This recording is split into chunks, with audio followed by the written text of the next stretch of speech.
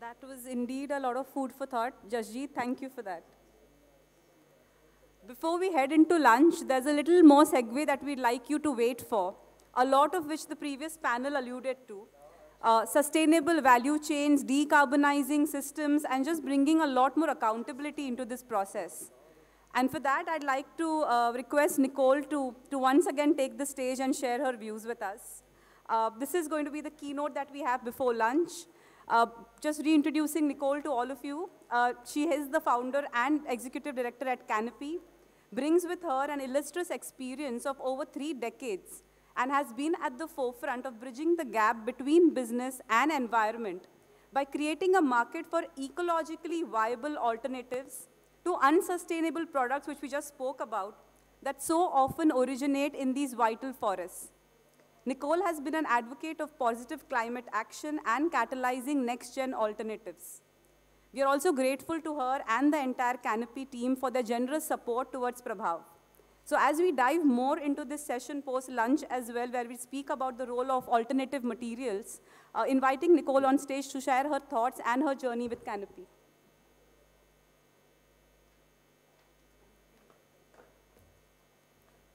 I have the coveted spot of pre-lunch, post-lunch, depriving everybody of lunch. I'm not quite sure exactly what spot I'm in, but I'm glad to be here, and I'm glad you're here as well. So thank you very much.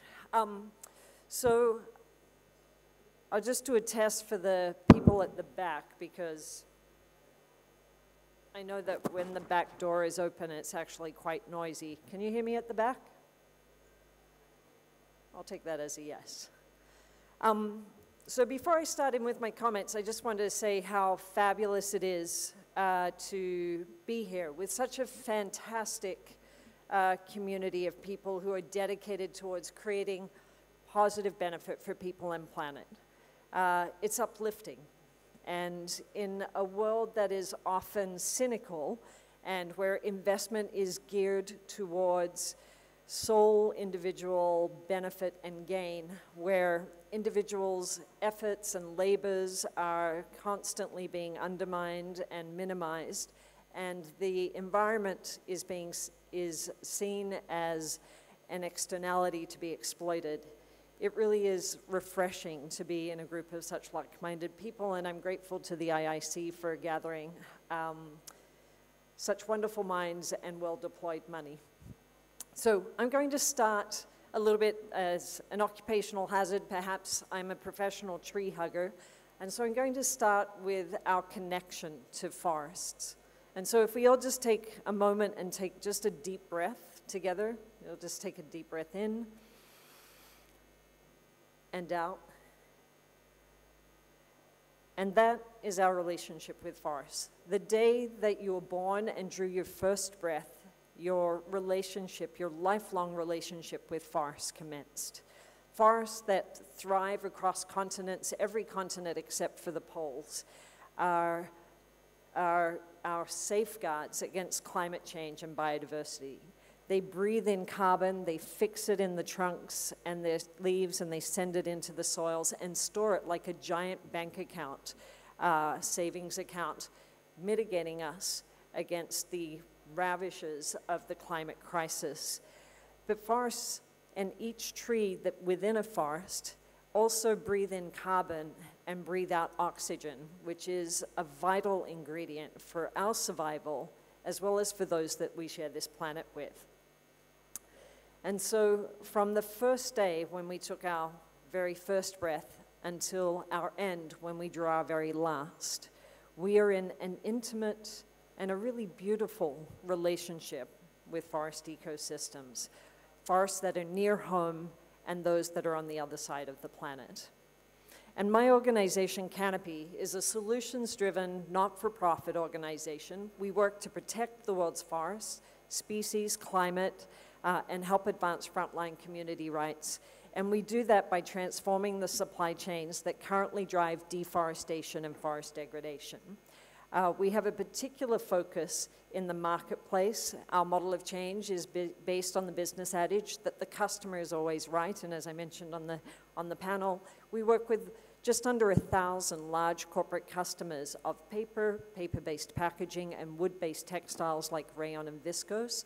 Those brands represent about $1.7 trillion in annual revenues, and they are all striving to ensure that their products, their supply chains, don't originate from ancient and endangered forests, the most high carbon biodiverse forests that we have. Canopy is not an investor, rather we are a business ecosystem enabler and a thought leader, and we actively engage customer companies and producers to create the market conditions for a change in business as usual, as well as with investors to mobilize the capital in all of the forms that are needed to rapidly scale these ambitious but very achievable solutions that address the existential crises of the climate crisis and biodiversity loss. So today we'll actually be unveiling, and I just left my report over there for some reason, but we're going to be unveiling an opportunities paper that's called Unlocking India's Next Gen Economy. It's focused on the currently untapped investment frontiers of low carbon, circular next gen materials for packaging, for paper production, and for viscose textiles. And I invite you to join my colleague Valerie Langer later this afternoon as we unpack that report in more detail or download it off the app. But when we think of carbon-intensive supply chains, we generally think of energy, we think of transportation, sometimes we even think of construction materials. But generally what we do not think of is the 7th largest emitting industrial sector in the world, and that's the pulp and paper and viscose textile supply chain, which is one of the world's most carbon and water-intensive sectors on the planet. Now, Canopy has laid out a strategic path to decarbonize this carbon-intensive supply chain by transforming conventional take, make, waste production systems that currently destroy and degrade forest ecosystems to a production model that draws on circular and next-gen inputs that are currently seen as waste. So India is extraordinarily well positioned to take pole position globally as an early supplier of next-gen materials. And scaling this new circular production system as quickly as possible is critically important because we don't get to a 1.5 degree solution unless we are conserving forests at scale. And of course, we can't conserve the expanse of forests that scientists are calling upon for climate stability unless we actually stop mowing them down to make pizza boxes and t-shirts. There are 3.4 billion trees that are cut down every year to make paper for packaging, as well as viscose textiles. And we believe that we're smarter in 2024, that we're actually smarter than doing this, especially given that there are literally millions and millions of tons of waste globally. So material substitution, we propose, is an elegant solution to shift from using primary forests that we need for life support systems of life on Earth, for the commodities that are part of our everyday lives, to using waste, be it agricultural residues or discarded textiles, as feedstock input for these products. In nature, as we all know, there's no such thing as waste. It's all part of a perpetual cycle of life. And in addition to being low carbon, these waste feedstocks also deliver co-benefits, such as valorizing what are currently waste streams and enabling a value-added revenue stream for farming communities and for waste textile collectors, reducing the annual burn and therefore alleviating the pollution and health crises associated with the stubble burn every year, and finally, enabling and building supply chain resiliency for the textile and packaging sectors, the fashion industry, the food and beverage sector, and beauty and personal care, all of these businesses that are reliant on these supply chains, but that are increasingly vulnerable to supply chain vulnerabilities and disruptions. So just think of this. High carbon and biodiversity around the world are being cut down to extract cellulose for fiber, whilst parallel with that, there are hundreds of millions of tons of cellulose in agricultural residues and in cotton textiles that are being burnt or being landfilled. I'm sure many of you in this room, we could probably all put up our hands, have been in Delhi or any northern city during November and December and kind of experienced the intensity of the air quality here. 40% of that particulate matter, you all know better than I, is attributable to the burning of stubble and agricultural residues, and the WHO identifies it as a national health crisis. Parallel with that, we have this year, like, just the incredible intensity of intolerable heat that stretched for more than a month India-wide. And we have this confluence of feedback loops that include carbon emissions from the logging of forests, compounding the climate crisis, in addition to the fact that with losing primary and well-established forests, we are losing one of our most efficient technologies for carbon capture. So next-gen solutions and fibers that are created from waste materials such as wheat and rice straw, from hemp, from sugarcane bagasse, industrial food waste, and textiles offer low-carbon circular alternatives to the conventional forest-based supply chain. These alternative fibers carry a significant social benefit, technically are strong performers, and ecologically outperform conventional wood-based products. And so for each ton of next-gen packaging or viscose textile, compared to a ton of conventional wood-based product, you have 4 tons less carbon per ton of product, you have 5 times less impact on biodiversity, and up to 88 to 100% less impact on land. And in the manufacturing process, you're using 50% less water, chemicals, and energy. Next-gen solutions are viable globally because we have literally millions, hundreds and hundreds of millions of tons of agricultural residues that are burnt around the world. We have 100 million of those burnt here in India.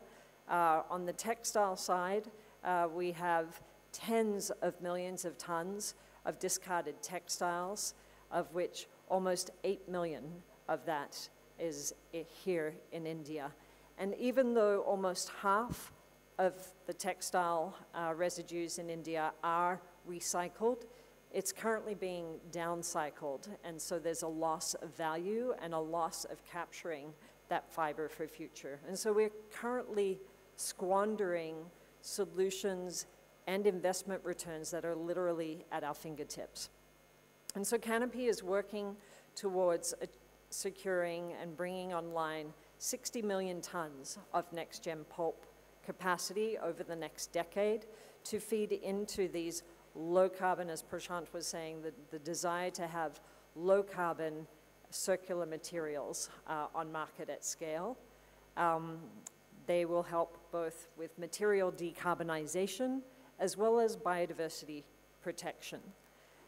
India, because of its access to both raw materials of agro-residue and cotton waste, could produce more than 10 million tons of these next-gen products for the international market as well as the Indian market.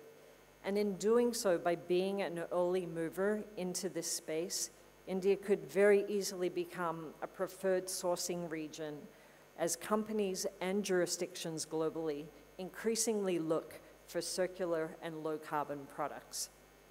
Now, Canopy's work, as I mentioned, is really grounded and for the last 25 years has been in deep collaboration and partnership with large corporate consumers of these products.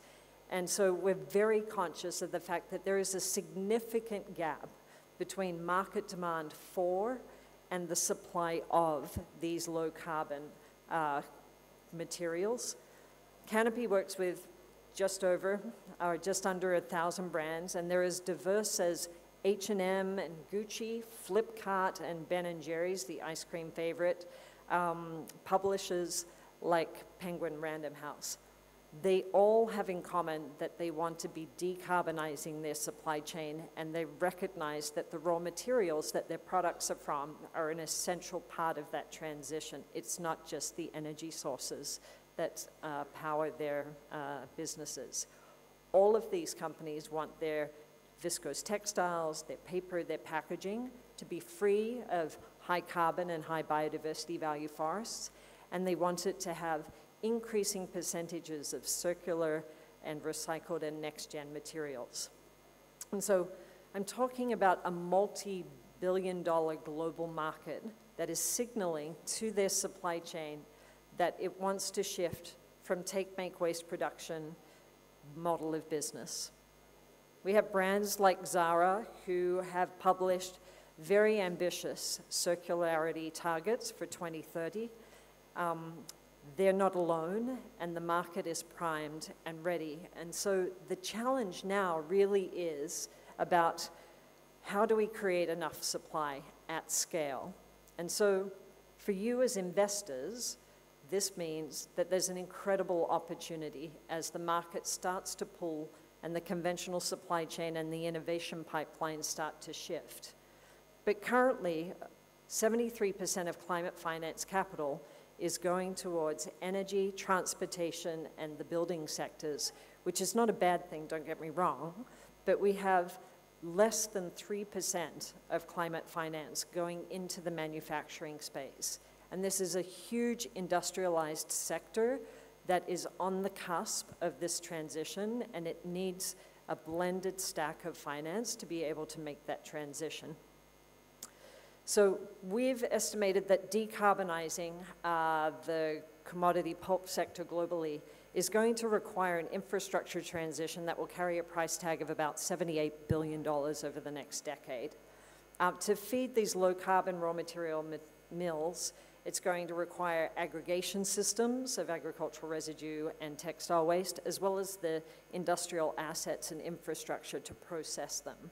And so we need this new sector of investors to be prepared to come in at the farm level, at the community level, and at the industrialized infrastructure level as well.